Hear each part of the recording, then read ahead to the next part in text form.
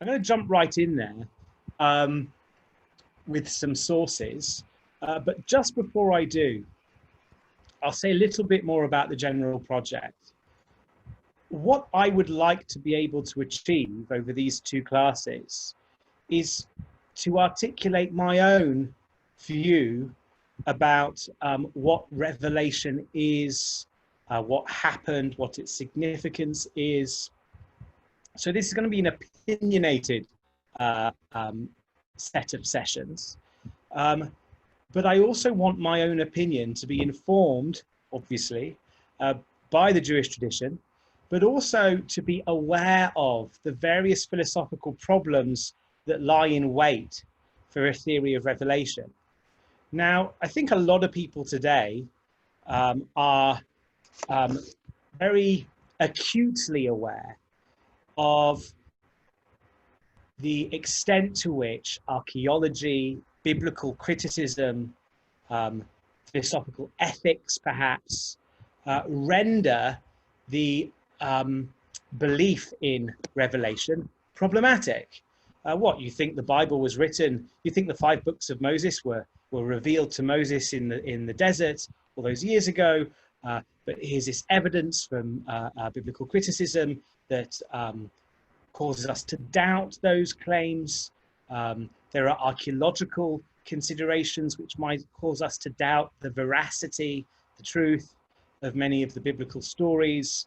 And from philosophical ethics, there are laws and commandments and attitudes expressed by the Bible, expressed by the allegedly revealed texts of Judaism, which strongly conflict with our current understanding of ethics and justice and probity and goodness. So those are significant problems, but I'm not going to focus on them at all today. We're going to get to them tomorrow. And there's a reason for that. There are a number of reasons for that. The overriding or the overwhelming reason, the reason that is most center stage in my thinking, is that I don't want the theory of revelation that I articulate. I don't want it to be reactionary. I don't want it to be, oh, well, we have to say this because of the biblical critics, or we have to say this because of archaeology. No, I want it to be kind of authentic and to emerge from the tradition. And wouldn't it be good if an authentic theory of revelation that emerges from conversation with the tradition does have things to say to those, so to speak, external worries? So what I'm going to focus on today are what I call the internal problems with revelation. Problems with the belief in revelation that emerge from Jewish texts alone. And that's what we're going to talk about today. So now we're going to jump in. And the first slide takes us to Philo of Alexandria. Now, Philo was a Jewish philosopher, perhaps the first Jewish philosopher, but he lived before what we might recognize as rabbinic Judaism really got going. He was born 25 years before the Common Era. The Second Temple was still standing. The Mishnah hadn't been redacted, let alone the Talmud. And though he's a very important philosopher, it turns out that his immediate influence was over the church. Origen, St. Origen, one of the early church fathers, was immensely influenced by Philo, and yet Philo was largely ignored by the rabbis of the Mishnah and the Talmud. But what Philo tried to do was to write commentaries on the Tanakh, on the Bible. His Bible was almost identical to ours, but not exactly. Some of the things that he considered to be part of Tanakh were later by the rabbis not included in Tanakh. For example, he thought of the Wisdom of Solomon as a biblical text, which traditional Judaism later wouldn't. But he wrote commentaries on the Bible where he tried to reconcile the biblical texts with the great philosophers of whom he was aware, and the philosophical tradition into which he had already been quite thoroughly initiated. Now, Philo of Alexandria believed that there was this thing which we might call the Logos. And the Logos is very, very central to Philo's philosophy. It is something like God's wisdom, which is a separate creation. If you read, for example, the biblical book of Proverbs, Mishlei, especially chapter 8, where Proverbs talks in the voice of wisdom and says how God created me before he created the universe. Wisdom is personified into this being, this thing that God created. So Logos, the Logos, is God's wisdom, but it's actually also a creation. So what I'm going to do is I'm going to read a summary of what the Logos is, with various sentences taken from multiple works of Philo of Alexandria, describing the Logos. Let's get this up. It is the image of God, the first begotten Son of the uncreated Father. Right, so the Logos is the Son of God, and you can see why Christians would lap this up some years later. It is the chief of the angels. It's the high priest of the cosmos. It's the shadow of God, or even the second God, Deuteros Theos, right? The second God, or maybe better translated as deputy God. The idea of ideas. It's the paradigmatic archetype of the macrocosm and of the human mind, the microcosm. It's the cupbearer of God and the toastmaster of the feast, who differs not from the draught that he pours. The Logos fills the soul of rational man with gaiety and gladness. He is a lover of the alone and the solitary, never mixing with the crowd of things created and the crowd of things destined to perish, yet extending from the center of the universe to its furthest bounds and from its extremities to its center again. He runs nature's unvanquished course, joining and binding fast all its parts, constituting the unbreakable bound of the universe. He mediates and moderates the threatenings of the opposing elements. The universe may produce a complete harmony. Now, all of those sentences were culled from very different places by Philo's work. And it's basically that summary is copied and pasted from David Winston's book, Logos and Mystiology in Philo of Alexandria, if people want to chase up all of their citations. But it's actually hard to follow all of these metaphors, right? Some of, these are all metaphors. It's a cupbearer of God. It fills the soul with gaiety. He's the lover of the, like, what is Philo talking about? It's not abundantly clear, but there are helpful hints here, like idea of ideas, God's wisdom, the paradigmatic archetype. Elsewhere in Philo's writings, God talks about Logos as the blueprint for creation, much like a builder builds a building in consultation with the architectural plans. God created the world in consultation with this thing called the Logos, the blueprint of creation. Later on in Jewish history, in a very influential book called Ben Sira, that was close to being put into the Bible by the rabbis. It was a contender for being a biblical book, but it wasn't included for various reasons, and yet it was often cited, sometimes explicitly and sometimes implicitly. Ben Sira was a big influence over rabbinic thought. And what you see in chapter 24 of Ben Sira is that this wisdom that was created for the universe, that Philo calls the Logos, is identified by Ben Sira, the Torah. The Torah that was created before the universe. It's the Torah that God consulted before he created the universe. So as you see, the chapter begins with language that's very reminiscent of Proverbs 8, which describes God's wisdom pre-existing the creation.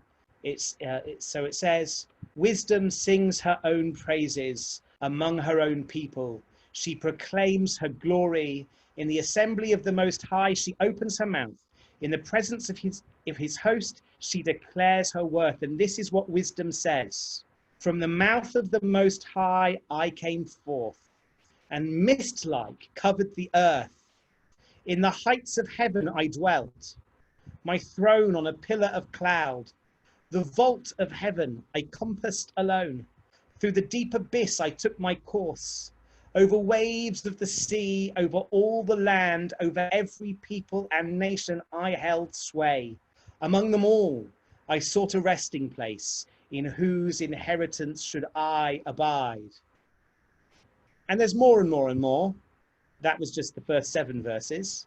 But when you get to verse 23 of this chapter of Ben Sira, chapter 24, it says, all this is true of the book of the Most High's covenant, the law which is enjoined on us, heritage of the King Jacob. In other words, all right, Dr. Lebens, can you repeat what you just said? I think it got cut off. Your internet might be a little bit. Right. So we see in Ben Sira the identification of this wisdom with the book of the Most High. So what you have is in Proverbs in the Bible, we're introduced to this notion of a wisdom that pre-exists the world. In Philo, post-biblical thinker, although he's Second Temple thinker, in Philo, you get this notion that there's this thing called the Logos, which is God's wisdom that serves as the architectural plan for creation. And in Ben Sira, a Jewish text that almost, that wasn't quite in the Bible, but could have been, so to speak, and an influential text, this is explicitly identified with the Torah. Now, when we finally get into the rabbinic texts, you can see these pre-rabbinic notions, biblical and later, continuing to hold a very important sway over the rabbis. Is by the artist Michal Barat of the daughters of Tzlofchad. The daughters of Tzlofchad in the book of Numbers approach Moses with a quest out inheritance, the inheritance of daughters. And appears as if Moses doesn't know what the answer is to their question. And here we see in a very early text, one of the halakhic midrashim, the following text says, Vayomer Hashem el Moshe, spoke to Moses, saying, Cain benot Tzlofchad, because I think you're breaking up a little bit. I think your internet might be a little slow. You're breaking up. Oh, I'm sorry. What was the last thing that people heard? I think Vayomer Hashem el Moshe. Okay, so God spoke to Moses saying, not Tzlofchad Dovrot. Does that mean the daughters of Tzlofchad, their claim, so to speak, is just. They assumed that they were entitled to an inheritance, and God tells Moses, yeah, they're right. Now, what does the Midrash say about that verse? Yafeh tava'u benot Tzlofchad, well do the daughters of Tzlofchad claim, or just is their claim. Shekach tuva parsha lefanai b'marom, because so is it written in front of me on high. This is a reference in rabbinic uv to a Torah in heaven. God consults the heavenly Torah, and he sees that what the Nochad are asking for is indeed in accordance with the law. In fact, some controversial questions already could be raised. Namely, why doesn't Moses know that? Is there some discrepancy between the scripture that Moses had on earth and the scripture that God had high? Those questions are perhaps in the background of this text, but I'm not going to go there yet. What we see here in the Sifri to Numbers, this early rabbinic Midrash, is a reference to this heavenly Torah. So it makes it into the rabbinic imagination. Indeed, there are two amazing Midrashim I want to share with you, probably Midrashim. The first from Midrash Tanchuma, and it follows: Ukeshebara hakadosh baruch hu et olamo. When God created, nitya etz b'Torah uvara et haolam. He consulted with the Torah, and then he created the world. This is very like Philo's notion of the architectural blueprint that God consults. Shene'emah, as it's written.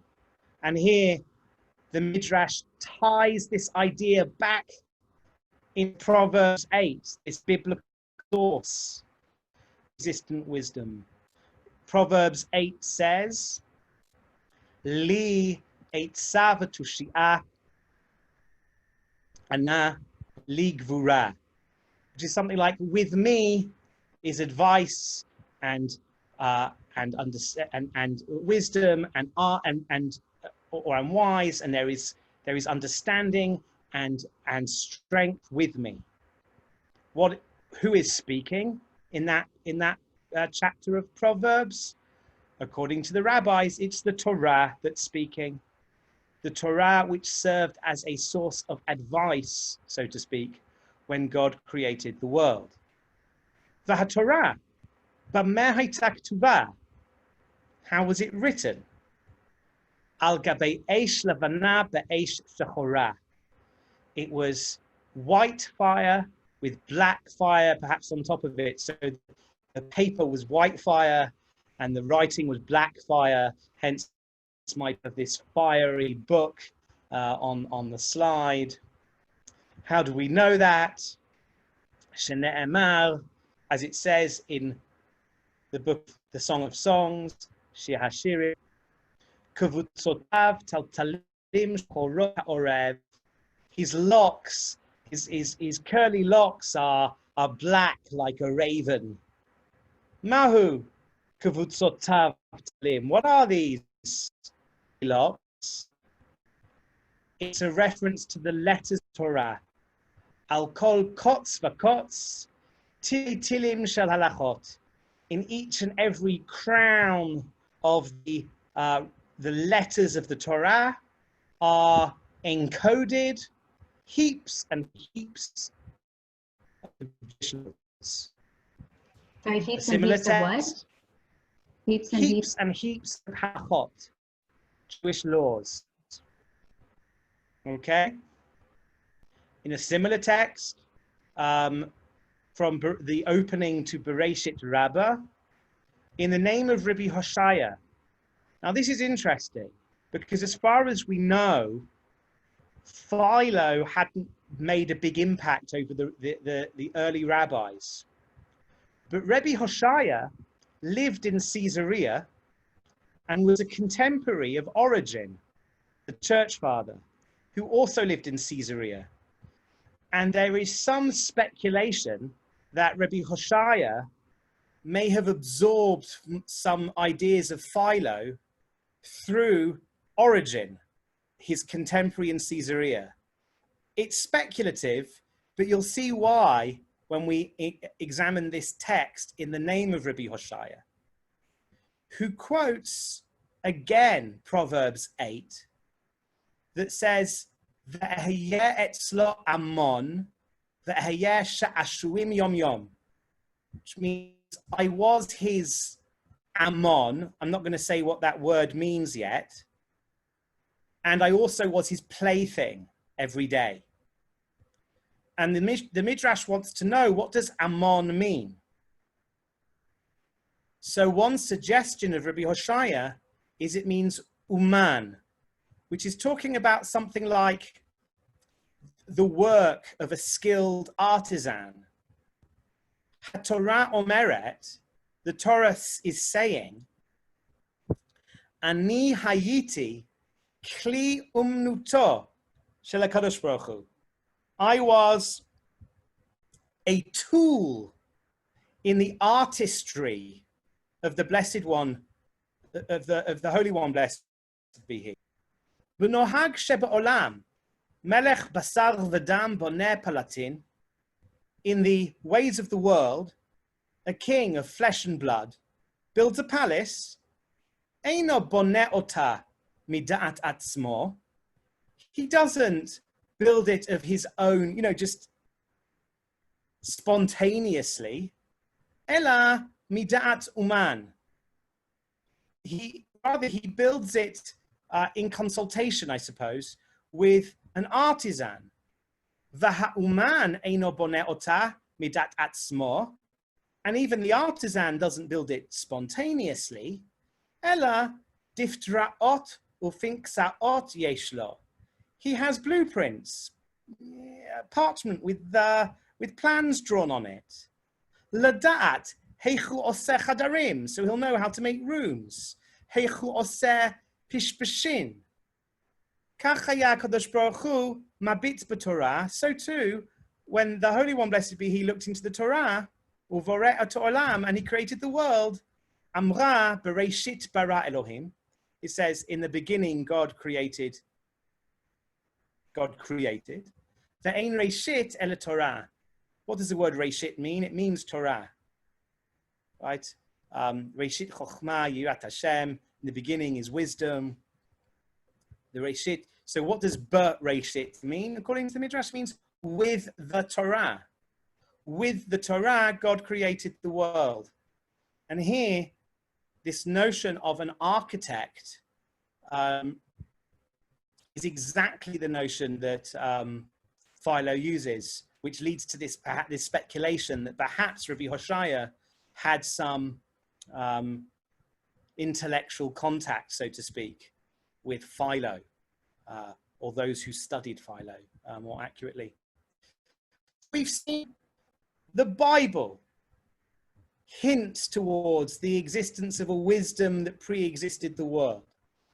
Philo does, Ben Sira does, the Sifri to Numbers does, Midrash Tanchuma does, Midrash Bereshit Rabbah does, and so does the Talmud.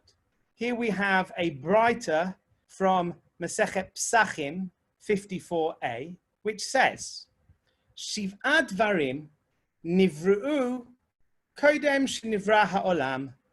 7 things were created before the world was created. The Eluhain, here they are, Torah, the Torah, the Tshuva, the concept of repentance, the Gan Eden, the Garden of Eden, probably not referring to a physical garden so much as the notion of a heaven or an afterlife, the Gehinnom, which is the kind of place we don't want to be in the afterlife, something like a hell, the Kisei HaKavod, the chair of the throne of glory, whatever exactly that is, Ubeit HaMikdash, the temple, the idea that the temple was built before, was created before the world, is should be the topic of another class. V'shmo shel Mashiach, the name of the Messiah. This is a very esoteric text, but it's right there in the Babylonian Talmud, the Masechet Psachim 54a. In fact, I hope you'll see what I'm doing here. I'm kind of taking you on a walk through history. We've started with the Bible, Book of Proverbs, Philo and Sirah, the Midrashim, the Gemara. Well, the next major stage of Jewish rabbinic thought after the sealing of the Gemara is called the Gaonim. And in a collection called Tshuvot HaGaonim Sha'arei Tshuva, which is a collection of halakhic questions and answers posed to and answered by the Gaonim, the following question appears, a halakhic question. And it says this.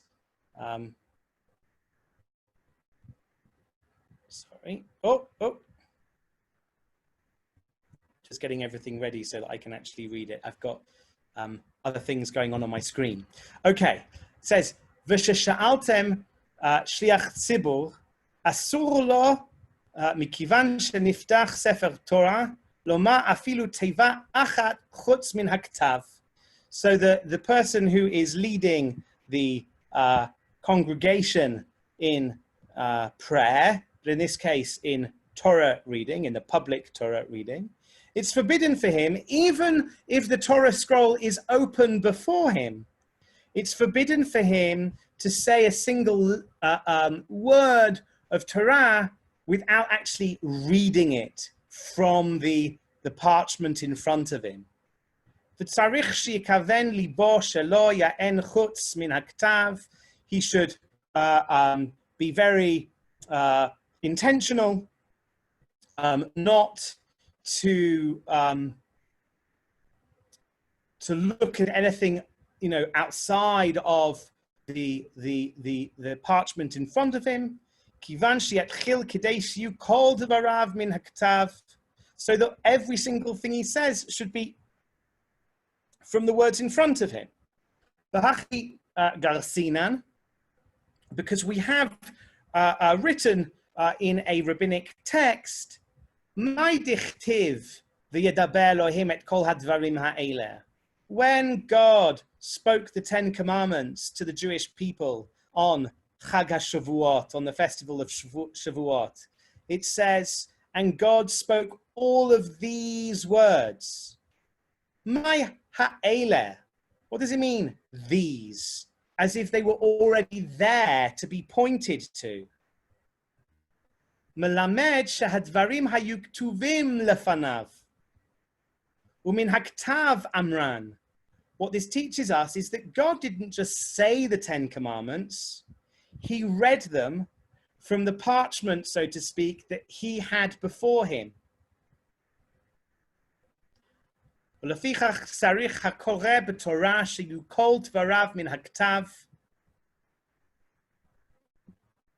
it's therefore really important that when somebody reads the Torah, they should emulate God and not say anything without actually looking at the scripture, the parchment in front of your eyes.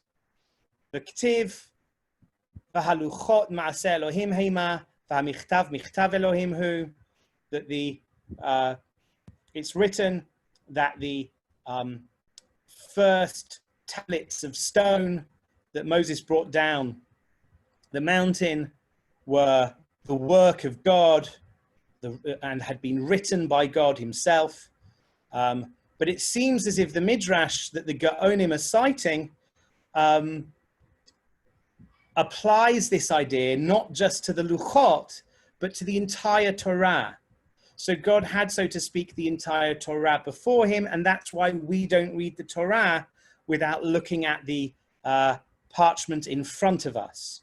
So this is an interesting text because it's a application of the Midrash to a halakhic question. So the rabbis here are paskening halakha, they're deciding halakha, Jewish law, in consultation with this midrashic tradition that there exists such a thing as what you might call the heavenly Torah. And had we got more time, we could speak about the Rishonim, the medieval rabbis, the view that there was a pre-existing Torah is widespread among the Rishonim. the introduction to the commentary to the Torah of Nachmanides includes a long and vivid description of the heavenly Torah that pre-existed the creation of the world. And even Maimonides, in the more rationalistic side of the camp, argues that every midrash in which God is presented as consulting something should be understood as referring to angels. And angels for the Maimonides were these Aristotelian things called separate intellects. But Maimonides believed there was such a thing. The rabbis here, it might be a metaphor when we call it the Torah, but there is something here that pre-exists the world with which, so to speak, God consults. So you see it in the Bible hinted towards, you see it in Philo, you see it in the Midrash, you see it in the Babylonian Talmud, you also see it in the Yerushalmi, the Palestinian Talmud, you see it in the halakhic works of the Gaonim, you see it in mystical Rishonim like the Ramban, and you see it in rationalistic Rishonim like the Rambam, you see it in the Zohar, in the Kabbalistic tradition. So this is a widespread belief. Judaism seems to think that in some sense or other, the Torah pre-existed the world. And if you want to come up with an authentically Jewish theory of revelation, I think that theory of revelation should have something to say about these traditions, since they are remarkably widespread. And this is what's going to lead us to what I call the internal problem of revelation. So the problem of revelation that I'm going to be, Ozzy Orbach asks, why does God have to consult with anyone? Well, that's a great question.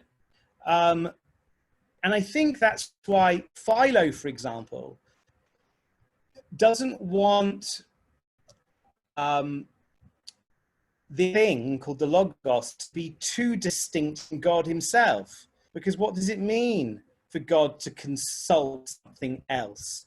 And indeed, the Zohar says that there's a sense in which God and the Torah are one. So there's a sense in which there aren't really two things here, God and the Torah, but one. Other people like the Rambam would say, no, there really is this thing called, I'm responding to Ozzy Orbach's question, why does God need to consult with anything? Well, some people respond to that sort of worry by saying that this thing called the Torah isn't truly distinct from God himself. Others in the tradition seem to have a different answer, which is that there really is such a thing as the heavenly Torah, and it's not God, but God doesn't really consult with it. That's a metaphor. Rather, it's something like God's wisdom personified, that's all. It's not that God consults with it, but it exists. And Bob Kessel says he's modeling humanity. And yes, Ozzy, this relates to the notion that Maimonides says God and his knowledge are one and the same thing. Although Maimonides does have this thing called the active intellect, which is distinct from God. But I don't want to get too much into those details. What I want to say is that whatever the exact philosophical orientation, the heavenly Torah seems to be a constant feature of the Jewish tradition. Surely understood slightly differently by different people at different times, but there is such a thing. And this is what's going to lead us to what I call the internal problem of revelation. It's internal because unlike the problems that I'm not going to address today, like problems to do with biblical criticism and problems to do with ethics, and problems to do with archaeology, this problem emerges just thinking about the heavenly Torah. And the heavenly Torah is a part of our tradition. So it's an internal problem of revelation. And what is the problem? Well, it can be easily stated. The problem is, what is the relationship between the earthly Torah, by which I'm primarily going to mean here the Chumash, the 5 books of Moses? What is the relationship between the Chumash and the heavenly Torah? That's the question. And most of the plausible answers are problematic, hence the internal problem of revelation. And I just want to speak through the various theories you could have and show you the sorts of problems that emerge. Okay, so the first theory, I think, is in a sense the most flat-footed. I call it the Pentateuchal theory. And you might think, from a first reading of the Ramban of Nachmanides in his introduction, the commentary to the Torah, you might think that Nachmanides endorses this theory. I'll tell you what it is in a minute. I actually don't think that he does. I think his theory is slightly more sophisticated than this. But the theory is that the heavenly Torah and the Chumash are identical, letter for letter, word for word. So to speak, what did Moses do when he went up Mount Sinai? He just transcribed the words he saw written on God's Torah. Okay, that would be the Pentateuchal theory. You can see this theory hinted at in a midrash in Dvarim Rabbah, Deuteronomy Rabbah. A midrash, although I actually have another reading of this midrash, I don't think it has to be read so as committing itself to the Pentateuchal theory. But Moses says in one of his later sermons to the Jewish people in the book of Deuteronomy, he says, "It is not in heaven." And the midrash explains what that means. Amar lahen Moshe. Moshe explained to them, Shelo tomru Moshe acher omedu mevilanu Torah acheret min hashamayim. That they shouldn't say that maybe one day another Moses will come and stand and bring some other Torah down from heaven. You know, Moses gave us Torah part 1. Maybe someone else will come down from heaven and give us Torah part 2. You might think they have in mind, for example, a New Testament, right? Kfar ani modia etchem, I have already informed you, lo bashamayim hi, it's not in heaven. Shelo nishtayer hemena bashamayim. Nothing of it was left over in heaven. Yes, there was a heavenly Torah, but I copied it down letter for letter. There's nothing left. It's all in our hands. So the Pentateuch, God's hands, and the Torah in God's hands and the Pentateuch in our hands are lexically identical, word for word copies of one another.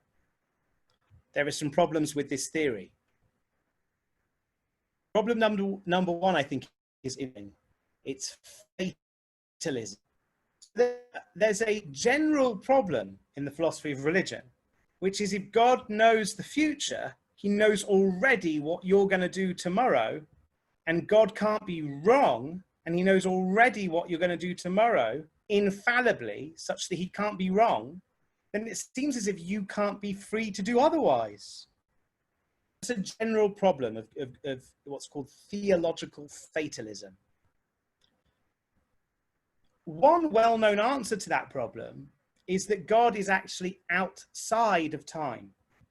So it's not quite correct to say God knows now what you will do tomorrow, because that places God in time with us. Rather, God is outside of time altogether, and he sees what's happening here in time, and he sees what's happening in other places in time. But for him, it's as if those times are all happening at once. So his knowledge doesn't interfere with our freedom. But if you believe that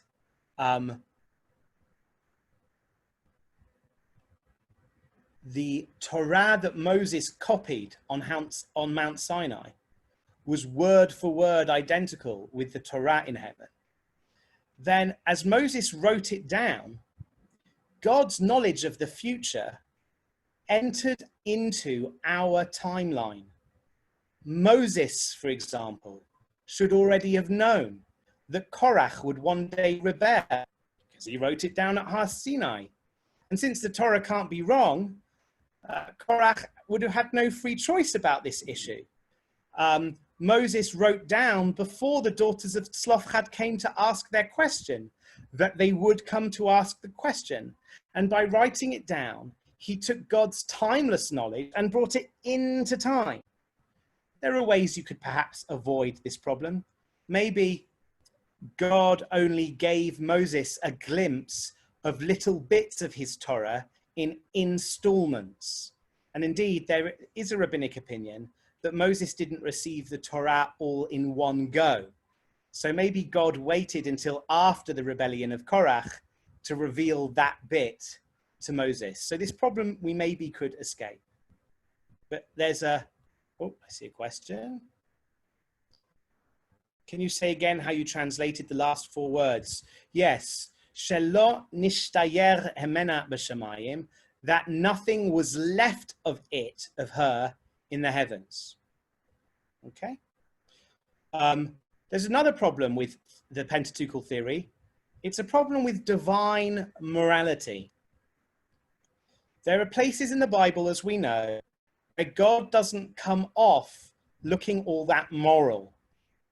And the rabbis were worried about this right from very early days. For example, the laws of the captive woman in the book of Deuteronomy treat this poor woman in ways that made the rabbis very uncomfortable. Certainly, it was better than allowing these women, God forbid, to have been raped and left after that to the ravages of the patriarchal society. But what those laws allow for, the laws of the captive woman, are still really, really horrible. And what the rabbis say is that, well, this is a compromise. God was speaking with the evil inclination of humanity. He knew that at a given time in the, so to speak, moral evolution of humanity, there was only so far you could push people towards morality. Well, that's a fine explanation. But if the Pentateuch is identical to God's heavenly Torah, and nothing of that Torah was left up there, it's all down here, then it seems as if every law in the Torah is an ideal, not a compromise, because it was written like that even before God created the world. It was always supposed to be that way. That means that the tactic by which the rabbis try to free God of the accusation of legislating immoral commandments, that tactic of saying, oh, this wasn't ideal, God was accommodating, compromising with an unideal situation, it doesn't seem like that strategy would be open to you if you adopted the Pentateuchal theory. Another problem, the stability of the text. Yes, Orthodox Judaism tends to have a very strong faith in the idea that the Pentateuch is not only divine, but that it was dictated in some sort or other to Moses by God, either at Har Sinai or in installments along the way, 40 years of the wilderness. But it's widely recognized by the rabbis from very early times that at least small discrepancies did enter into the text. For example, that's the reason why with Moshe Sofer, the Khatam Sofer, says when we write a Torah, we don't make a benediction, because we're not exactly sure that we're writing it perfectly correctly, because we know that the text we have is more or less stable, but not exactly. And that should lead us to worry, right? Do we really have an exact copy of the heavenly Torah? Another problem, scientific wisdom. One of the functions of the heavenly Torah is to be the wisdom that's manifest in God's creating the world. And there is certainly a huge amount of wisdom manifest in the Pentateuch. But do you think that there is quantum physics in the Pentateuch? Do you think that the Higgs boson is alluded to somewhere in the Pentateuch? Surely that's in the heavenly Torah, because that's part of the wisdom that was manifest in the creation as God strung every atom together. But that's not in our Pentateuch, is it? Well, maybe. Nachmanides suggests that there are great scientific secrets hidden in words of the Bible that only the very, very wise can decode. But it certainly isn't apparent to everybody that Moses somehow received alongside the Torah an absolutely complete quantum physics and nuclear physics, that's somehow implicit in the Pentateuch. It's there in the heavenly Torah, I have no doubt. Is it there in the Chumash? I have my doubts. However, the Pentateuchal theory is good for one thing in particular. Orthodox Judaism and rabbinic Judaism in general treats the Chumash as what you might call omni-significant. Every single letter has halakhic relevance. This theory would explain why, because it's a letter for letter copy of the heavenly Pentateuch. So the Pentateuchal theory comes with some plus points, minus points. I have to speed up, but that's okay. Number of more theory. You got cut off. I'm going to have to speed up now, but it's okay, because the Pentateuchal theory is really the basis for the next few theories. Okay. Here's what I call the Pentateuchal plus theory. And in order to explain it, I'm going to share with you a poem written by Saadia Gaon, translated, I think, by Dr. Abigail Rock, but translated beautifully so as to stay in rhyming, so as to preserve the notion of rhyme. Here it is. Our gods, he's talking about the Karaites, who are the Jews that don't have a rabbinic law, who don't have a Torah Shebaal Peh, an oral law. Our God's law is swapped as they hop, to forbid the licit while prohibitions drop, without fear and without hesitation. How many cubits must a hut measure when I build a sukkah? How long and how wide for holiday pleasure? And what of its height to plan it straight? How many grapes for the poor must be saved? Is any of thee with a chisel engraved? Or does scripture insinuate? I.e., there's so much the Torah doesn't tell us about how to live as Jews. As we affix our fringes to four-cornered things, how many coils and how many strings? Do you know if it is 10 or 8?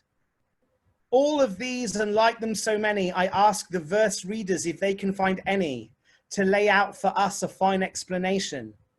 But Mishnah and Talmud continue to reach us and derive all of these plainly to teach us, and so many more beyond enumeration.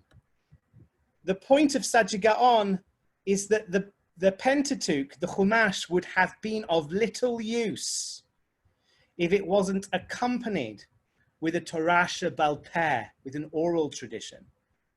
So what you might say is, the the Chumash represents a fragment of the heavenly Torah, and the rest of the heavenly Torah is included in the oral law. So once you put together the Chumash, the Mishnah, and the Talmud, then you have a faithful copy of the heavenly law.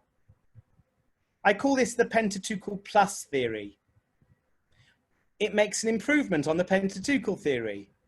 The fatalism thing is still an issue, but the divine morality is no longer a problem, because not only does the heavenly Torah include the book of Deuteronomy, it also includes the rabbi's explanations of those commandments.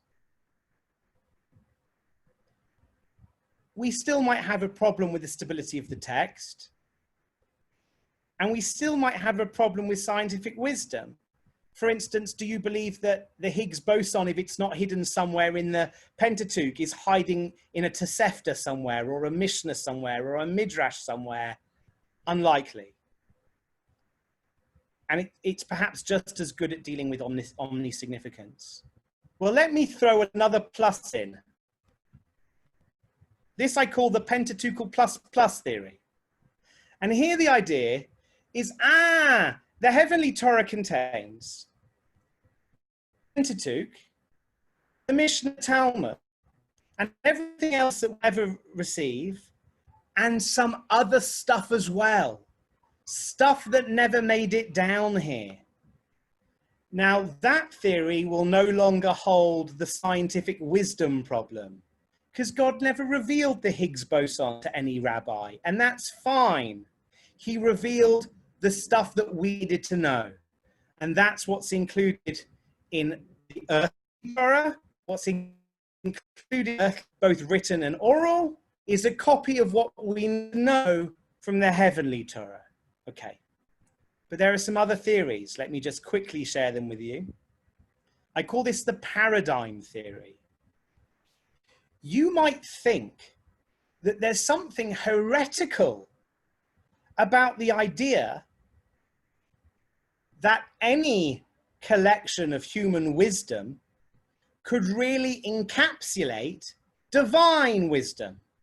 You might think there's something heretical about the idea that any words in a human language could really attain to the deep mysteries of the divine.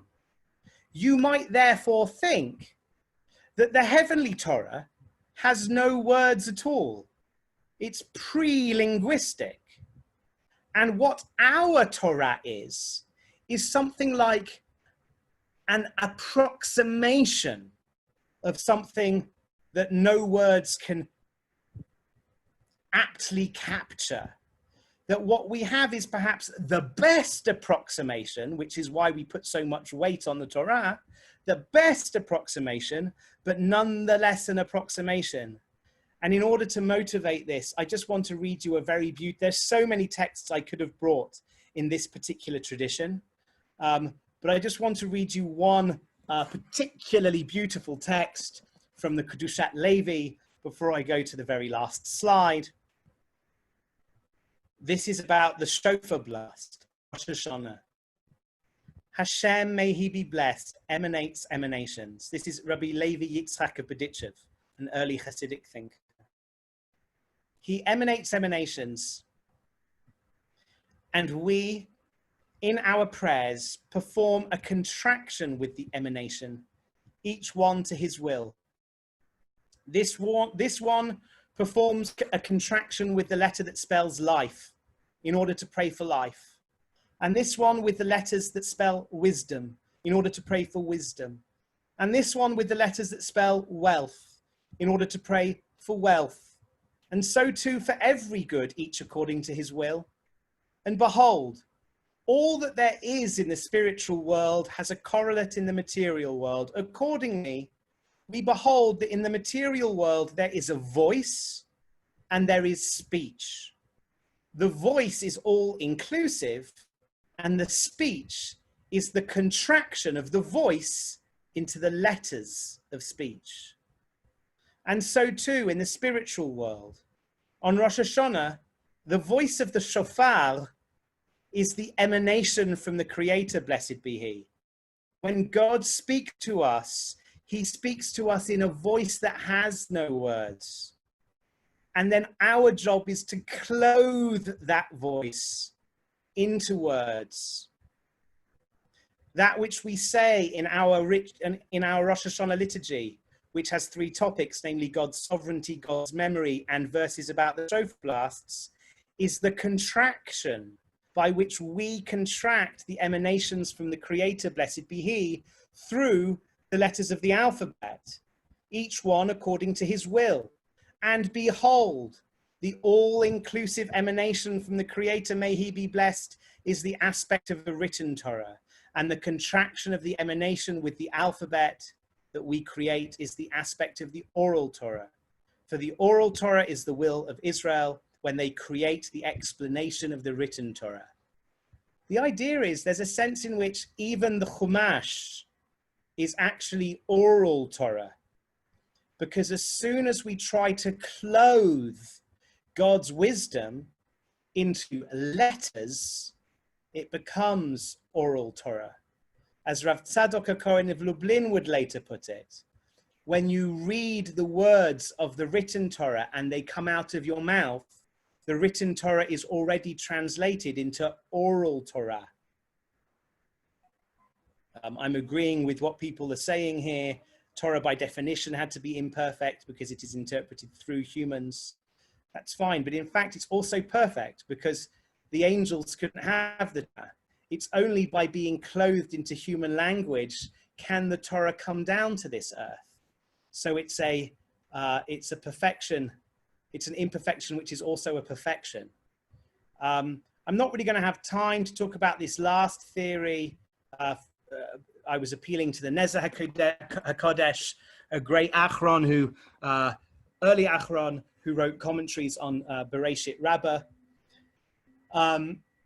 But what I want to say about the foundational fragment theory is that maybe God actually only gave us a small amount of Torah, that what the heavenly Torah was something like the things that a society really, really needs to know.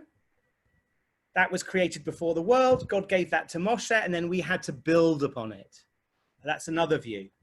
Now, the problem with the foundational fragment theory and the paradigm theory is you might think they put the gap between the Chumash and God's word, they make too big a gap, right?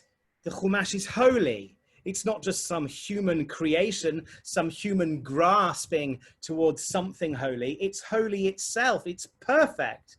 Torah Hashem Tamima, although that is actually, God's Torah is perfect, but that actually is Torah Hashem rather than Torah Moshe. It's God's Torah that's perfect. But nonetheless, we think of the Torah as perfect. We give our entire lives to live according to its precepts. So you might worry.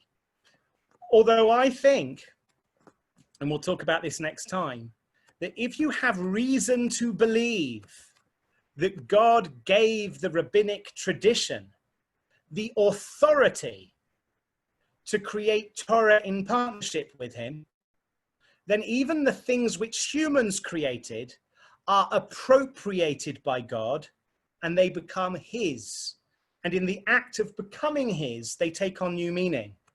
Much like Lahavdil, when Marcel Duchamp would go and buy a wine rack in a art gallery, in a carpentry shop, and then place it in an art gallery, he appropriated something that he hadn't made himself, but gave it new meaning.